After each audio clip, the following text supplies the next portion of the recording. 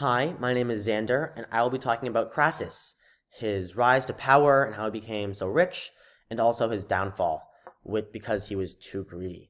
I'll also be talking about Plutarch and Roman society's views on him at the time. So, here's some background information on him. He grew up in a relatively wealthy family. His father supported somebody named Sulla, um, uh, as opposed to Gaius Marius. And when Sulla was away, fighting a war, Gaius Marius went to Rome and killed all of Sulla's, or not all, but a bunch of Sulla's supporters. And Crassus' dad was killed. So Crassus escapes to Spain and builds up an army for Sulla to help Sulla eventually defeat Marius. And Sulla does.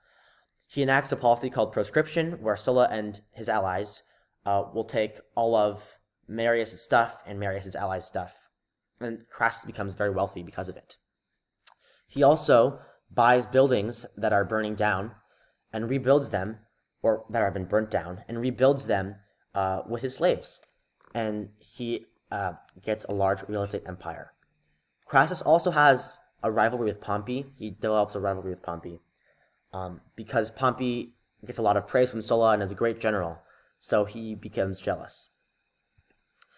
Well, somebody named Spartacus, who was a former gladiator, incites a slave revolt, and him and the slaves following him are able to defeat some Roman praetors.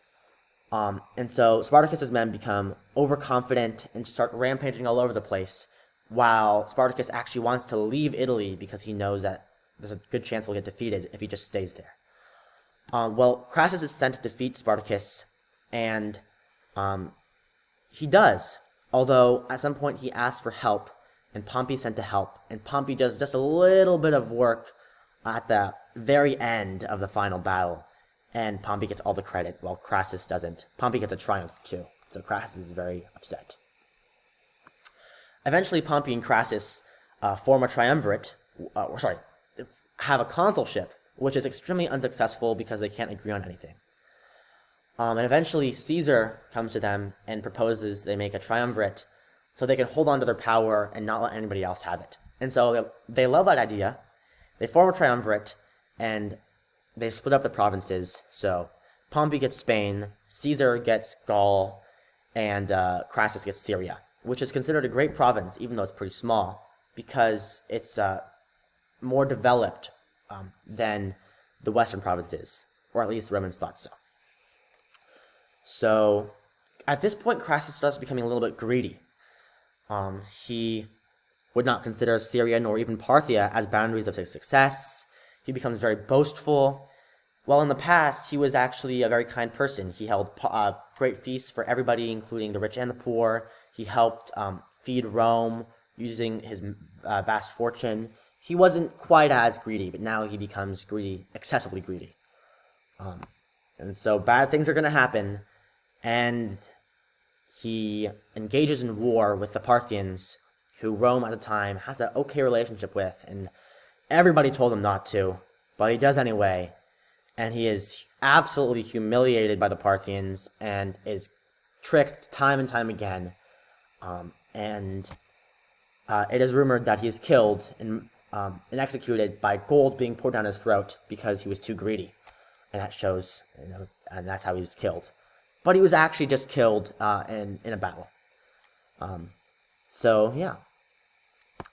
Who was Plutarch? Now, Plutarch was a Greek philosopher who wrote his lives and compared many Romans to Greeks. And he didn't really write about history. He just mainly wrote about moral stories and wanted to give a message in his stories. And you can kind of see that here.